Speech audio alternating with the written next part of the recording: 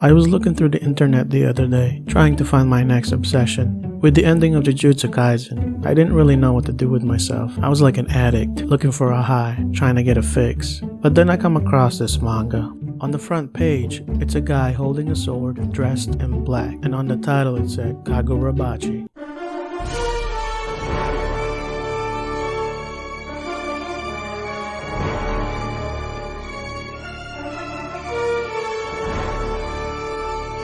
On the first look I thought, this looks like a generic shonen manga. I read the first few pages and wasn't really surprised, and I was like, it's okay. I was ready to put it down, but then I turned to the last page. I see him pull out his sword and mutter, N10. A goldfish manifested from the sword, and that's when I knew.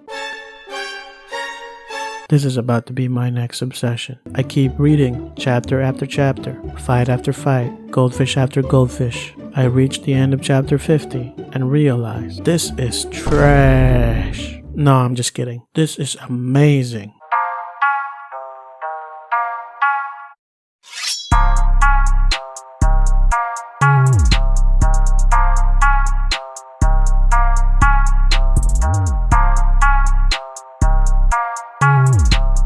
I ended up reading the entire manga in one sitting. Today, I'm gonna be talking about the top 5 reasons why I think Kagurabachi could be the next big shonen. Chihiro Rokuhira is a quiet, reserved protagonist that uses a blade to fight his enemies. He wants to avenge the death of his father. Wait, this sounds awfully familiar. A kid that wants to avenge his father's death and uses a blade. God damn, this is Thorfinn all over again. Well, Chihiro wants to gather the 6 enchanted blades his father created. I know, it's kinda generic. Well, on the surface he may seem like someone who doesn't care about anything but revenge. But as you progress through the story, you find that he has a deeper layer. He is caring, thoughtful, a protector of the innocent. He doesn't talk much and a little bit awkward sometimes, but when he gets serious, he is a killing machine, ruthless and cold to those that gets in his way. He doesn't get a random power-up.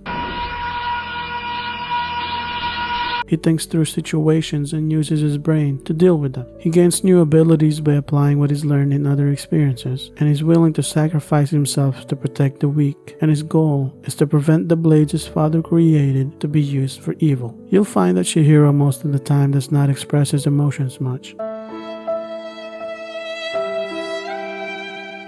and you rarely see him smiling or happy. But what makes his character so great is that he gets sad for his enemies, even in times when he shouldn't be. He thinks through situations and doesn't just rush into battle, and that's what separates him from other protagonists. Chihiro may seem like a generic character, but below the surface, you learn that he is often troubled by his past. He doubts his judgments about the 6 enchanted blades and what he should do with them. This internal conflict is what makes his character so intriguing, because you learn that what Chihiro wants to do with the blades is often not what he should do. He's learning that there is more to wielding these enchanted blades, and he has to figure out what to do with them.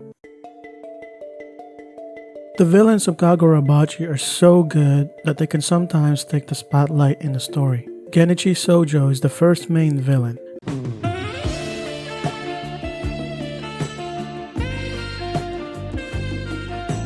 The antithesis to Chihiro, the wielder of Cloud Gouger, one of the 6 enchanted blades. He believes that the blades were created to kill, but Chihiro believes it was created to protect, and this lies their conflict. No one has ever seen what happens when 2 enchanted blades fight, since they've only been on the same side, and now we're about to find out. Sojo is not just a typical villain. He doesn't want to destroy everything. He doesn't hate the world. He doesn't want to get revenge. He wants to follow in Rokuhira's footsteps and create more enchanted blades. He admires and reveres Rokuhira. What brought him up a level for me was his battle with the anti-Cloud Gouger Special Force. It was a 6v1, and I thought there's no way he's gonna win this one. But he managed to take out a group of the strongest sorcerers in the country by using what Chihiro did in their battle. That's what I like about him. He is similar to Chihiro in that they both use their past experiences to break their limits. The next villain, Kiora Sazanami.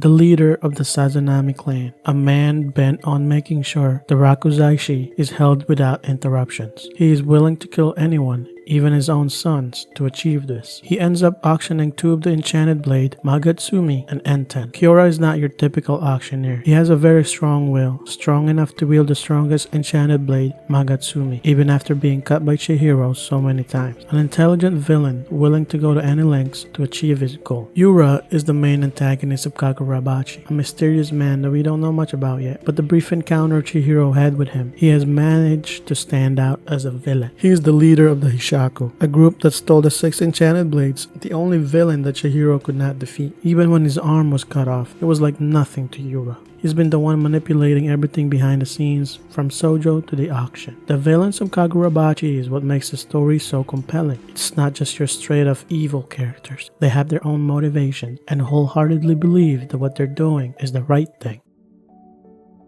Kagurabachi's story on the surface is simple. It's about a guy that wants to retrieve his father's enchanted blades, but if you look below the surface, you find that the story is also about Chihiro discovering himself, the 6 enchanted blades, and discovering his father's legacy. His main goal is to retrieve the swords, but you find that it's not that simple. He discovers that these swords play a bigger role in the world that he inhabits. He finds out what it truly means to wield these blades, and along the way, he meets other characters affected by these blades. The story of Kagurabachi is not complex, but what makes it intriguing is how it affects the characters that inhabit its world. The fights in Kagurabachi has one of the best looking manga panels that highlights the intense moments. Sojo's fight, Mr. Shiba teleporting, Kiora wielding Magatsumi. Like, look at all of these panels. All of it looks really good. The angle that some of these fights are drawn makes it much more intense. There's not a chapter that goes by where fighting is not happening. Limbs flying, people getting cut in half, and there's a lot of blood and gore. It's sword fighting mixed with magical abilities, mixed with fast-paced movements. The fighting in Kagurabachi mixes all of these in a high-speed clash that results in some of the best looking manga panels I've seen. It's not just mindless fighting. It uses a little bit of strategy, and that's what makes it stand out. The action in Kagurabachi adds a hint of that good stuff in the story. When this manga eventually gets animated, and I know it will, the fight scenes are what's gonna make people glued to the screen.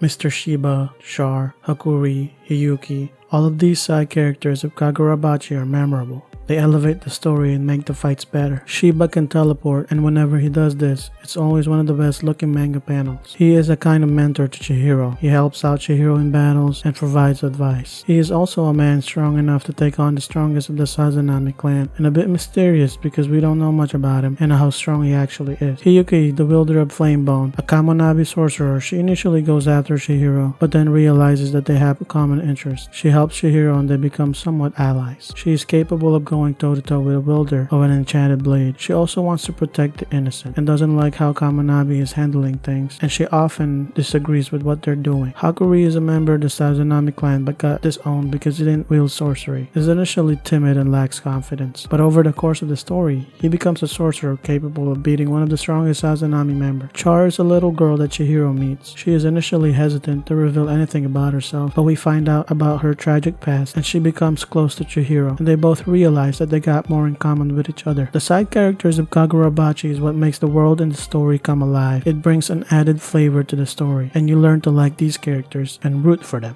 Kagurabachi has only 50 chapters so far, but in this short run, it's managed to deliver such good storytelling and introduce great characters. The manga is about to start a new arc, and this one looks to be even better. We finally get to meet the sword bearers, and the first two we meet are already amazing. Kagurabachi is already making records in Shonen Jump, rising in popularity and ranking after almost being cancelled. With so many shonen manga ending, the people need a new big shonen, and Kagurabachi might just take this spot.